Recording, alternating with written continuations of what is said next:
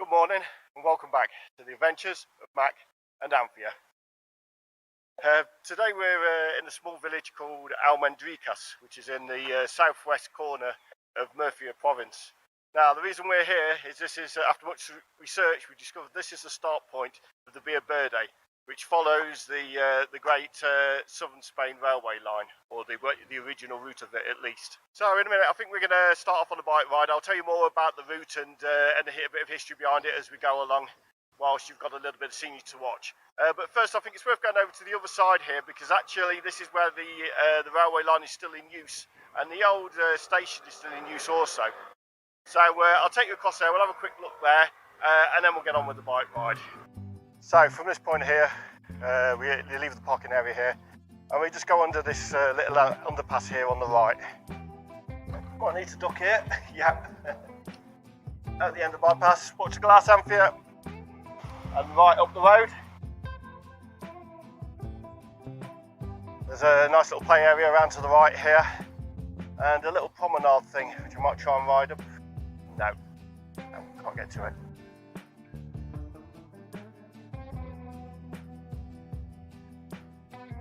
Okay, then right at the top and you come to the old original railway station, which is still in use. Okay, so quite a pretty little area. Nice old, well kept station. Railway lines this side, but rusty, so obviously not in use. There's a little promenade over here we'll take you to in. We'll go and have a look at that now actually. Look at the promenade now. Outdoor bar which was open last time we were here, and there's also a little market I think here on a Sunday. But there's nice sort of, I suppose you call it a promenade. Goes all the way down the length there with seating areas, nice bar area. Okay, so let's go and have a look over at the station. Need to have retained some of the older luggage weighing scales, I think, of some sort here. Don't know if that's still working. No, seized up.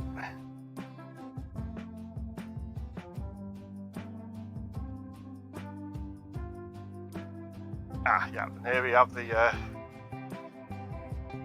main line.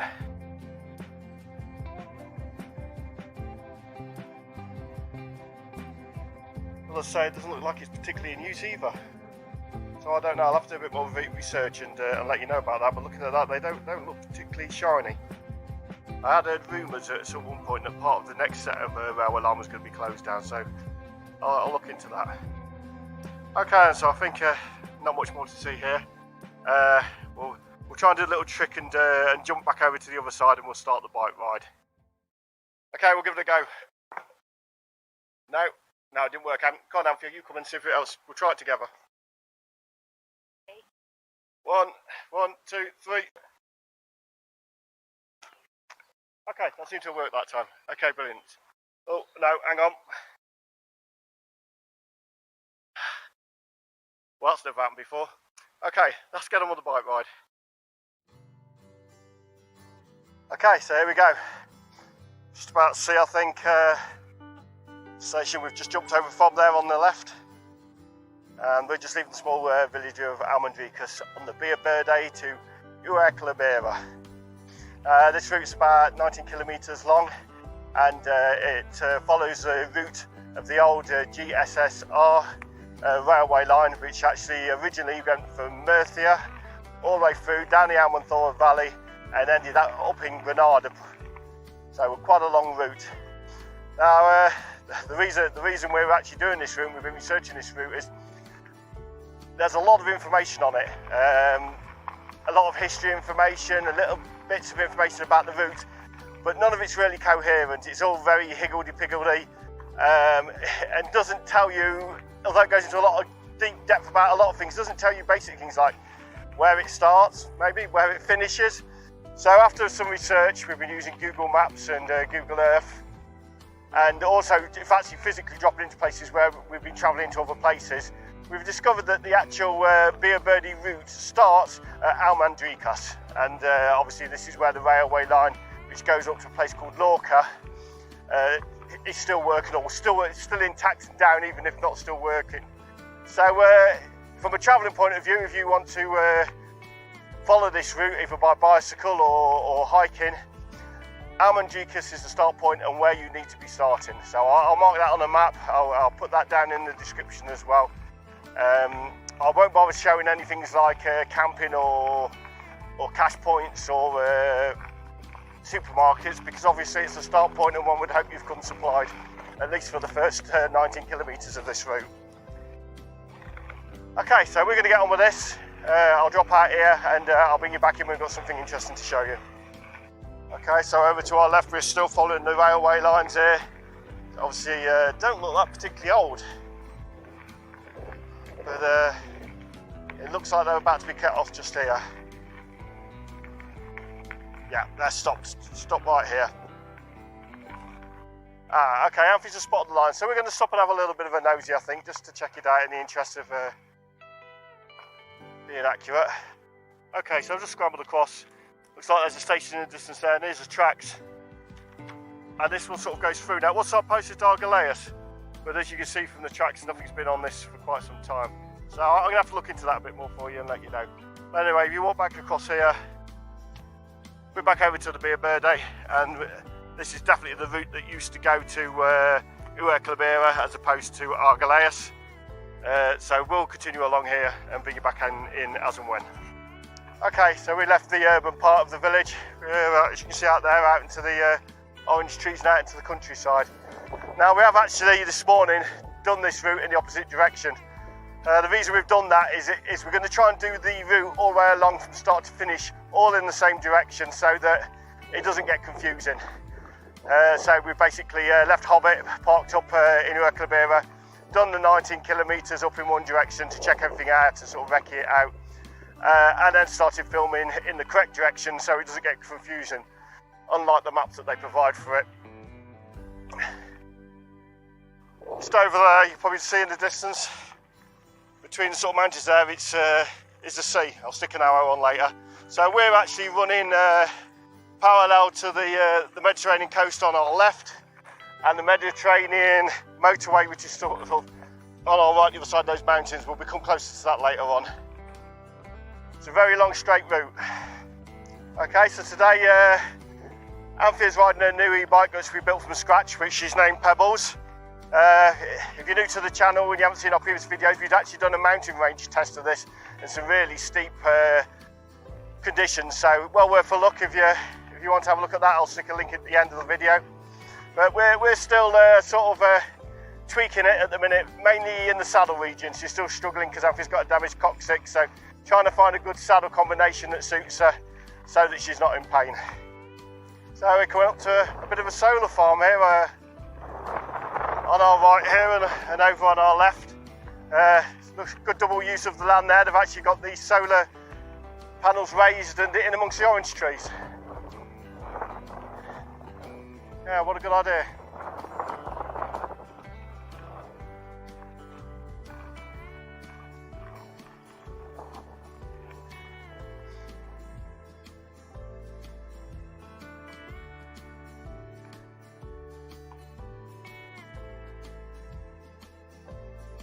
Okay, and we've got a little rest area here. I think we're going to stop and have our sandwiches. It's only about 3 kilometres out of Almondjikas, but it's a nice little spot.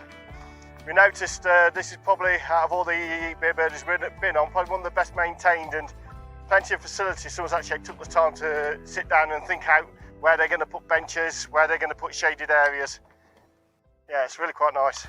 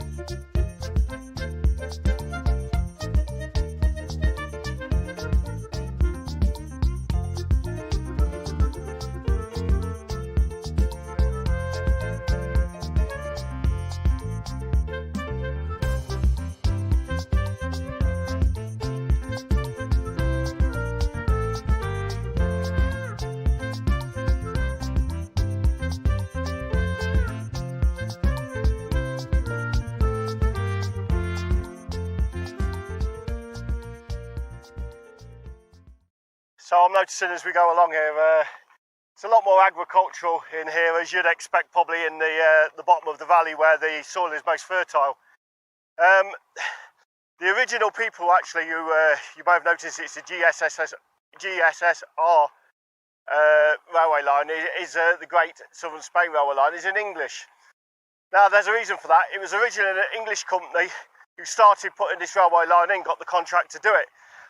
And everything, because there's no real industry here at the time, probably still isn't really, they had to make everything in the UK and transport it by ship over to here and assemble it in warehouses. Everything from locomotives to switching gear to signals, everything, all had to be imported.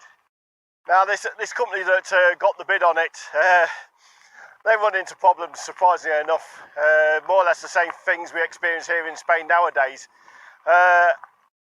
A lot of corruption, high levels of corruption with bureaucracy and very low levels of competence caused them no end of problems. And eventually the first English company that took it on went bankrupt. Now, we can't blame it all on the Spanish because they've got themselves to blame to a certain amount of it. This part of the railway line, you're going down the valley bottom, as you can see, it's very flat and straight and doesn't really give any problems. But as you turn into the Almanzora Valley and over the mountains there, the countryside becomes a lot more spectacular. There's a lot more mountains. And they just didn't survey this area properly. They sent surveyors out, but didn't really do it properly. And they're in the situation where, before they could even start building the railway, they had to build roads to actually get to the point where they could start building the railway and get the materials in. And they aren't allowed for this in their costings. So that, with a combination of one particularly bad bureaucrat who was trying to line his pockets, and corrupt contractors, basically bankrupt the British company, and it had to be taken on by somebody else afterwards. I'm not quite sure what point it was along the Almanzora Valley. I think it's probably around the Alpha Kia point, which you'll see later on in the series of videos. Anyway, enough of a history lesson there. Let's get back to the biking. Okay, so we're just going to stop, give Poor Anthea's bum a little rest again. She started getting pain. This is the new saddle we're trying out at the minute, and it is a bit better, but she's now getting rubbing, on her legs now rather than on her coccyx. So we may have to try a different saddle again, have a swap around. I may try that one. But anyway, by the by, there's another rest area. They've got a few of these here, which is I haven't really noticed on beer birdies before. They do have them, but these is very well organised. Another sign telling us about the route. Again, more confusing than helpful, but there you go.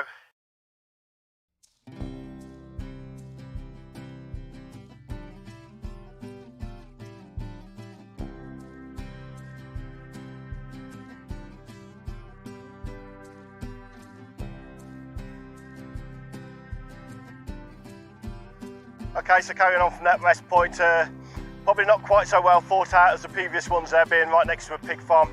I bet that's murder in the summer with the flies. Yeah, definitely a downward gradient here.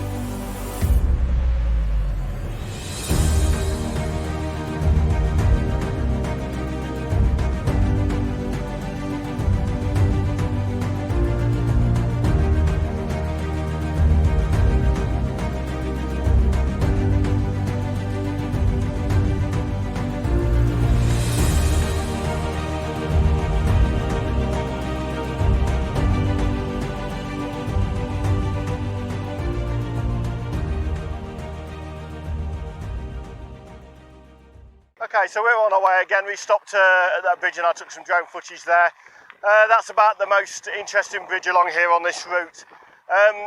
Obviously this is running down the valley bottom, so there isn't going to be a great deal of big interesting bridges along here because there's basically nothing to be bridged.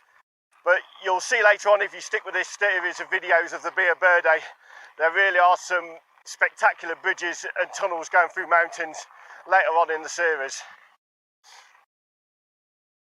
Okay, so we're carrying on. We're on a very slight descent down to Muelle. I think we're probably about 10 kilometres away. You really get to see how long and straight this route is. There's nothing like this up to now that I've experienced on the Beer Birthdays down the Amanthora Valley. As far as the eye can see is straight ex-railway track, if you like.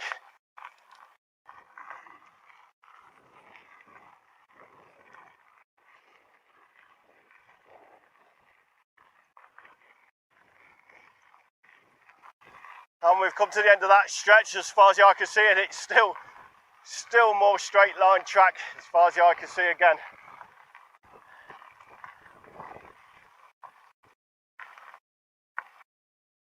Okay, so we're just to stop, tiny break here just for a minute.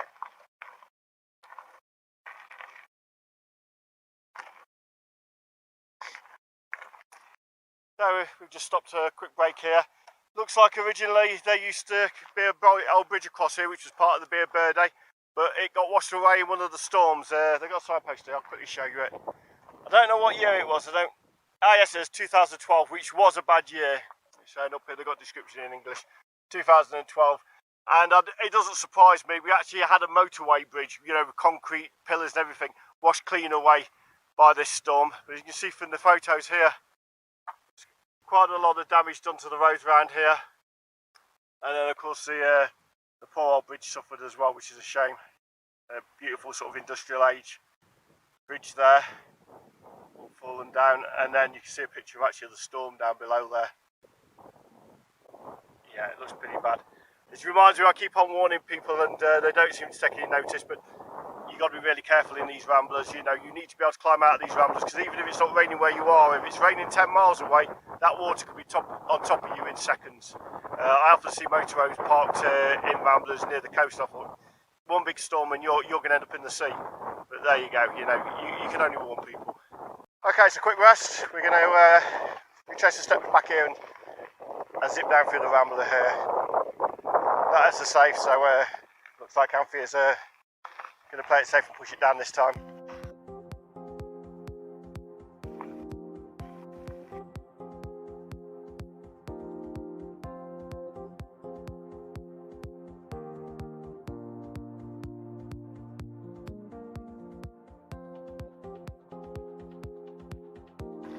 And we're on another long straight stretch as far as the eye can see again. Got a good little spot there for a rest in the shade. Anthea's asking me if it's the end now. I think she's about had enough. By the time we've done this, it'll be about 40 kilometres. The bikes don't seem to be feeling it. We're still both on full bars of battery, so the actual e-bike side of it is doing very little work. So we're coming up close to the Mediterranean motorway over there. I don't even see the lorry just going by. That's sort of coming to meet us now as we get close to our final destination at Muelle. Okay, so starting to leave the open fields a bit now and get a little bit more back into civilization.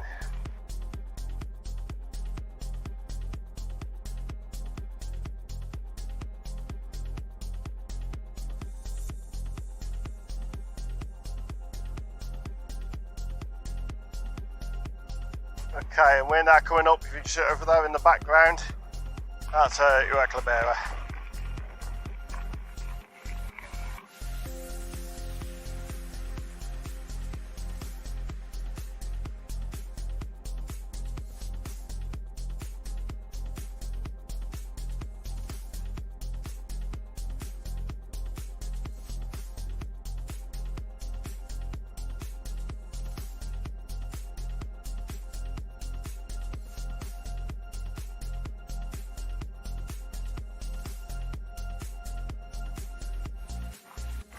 Okay, and we've made it.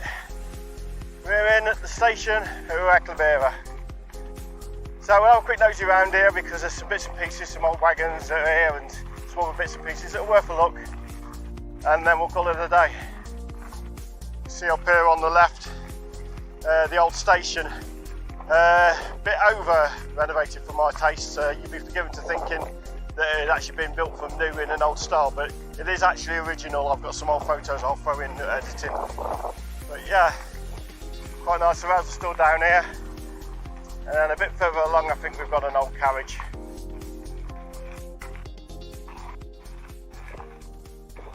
There we go. Okay, so that brings us to the end of our journey from Almandricus to Muelle, which retraces the old railway route of the GSSR railway along the Via Verde. To be honest, not my favourite route. Very long, very straight. There's a lot of commercial agriculture along the way and pig farms, so not a particularly attractive route. So don't let this video put you off future videos and watching the other additional videos I'm going to put on about the Via Verde, because this is probably the least interesting route I've been on. That said, it's a nice route. We've used any battery, hardly used any battery at all. It's pretty flat, it's a nice gravel, it's well maintained, so it's a nice relaxing bicycle ride, or even a walk for that matter. Which brings me along to the second leg, which we're going to be doing next, which, to be honest, we've already reckoned out, is bordering on brutal. It's a lost, disused railway, which has been disused probably since the 1960s. And me and Anthony reckoned it out the other day, and it was rough. I will be doing that. I will try to talk Mike, who you may have seen from previous videos, into doing that with me. And in the interests of maintaining the route as best we can, we'll be walking it, because there's steep embankments to scramble up to try and stay en route, which is near impossible to drag a bicycle up. And to be honest, you spend most of your time pushing the bike along the route anyway, so it seems pretty pointless going along on the bike. So that'll be done on foot. The next video that comes out will probably be the third leg though, which is going to take us to a place called Arbaleas to Furnez, which is along the bottom of the Almanthora Valley again. It should be quite a nice route. I haven't done it before, so I'll be going along that route. But that will probably be the second video that comes out, and then the third video will probably be the lost section, which is going to be pretty hard on us, which will probably make it the most entertaining for you guys. Anyway, we're going to toddle off back to the motorhome in a minute. I'll leave the camera on a bit just to see you out of the video in case you're interested in seeing what the centre of Muelle is like. Not particularly interesting place. I don't particularly like Muelle.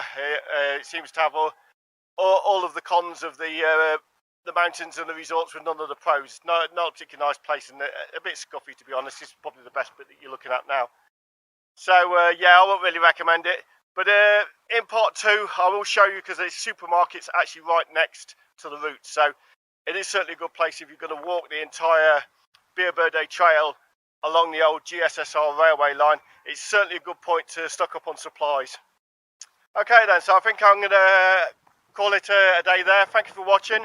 Please hit like and subscribe. It really helps the channel. We'll leave the camera on our way back to the motorhome, and I'll see you next time.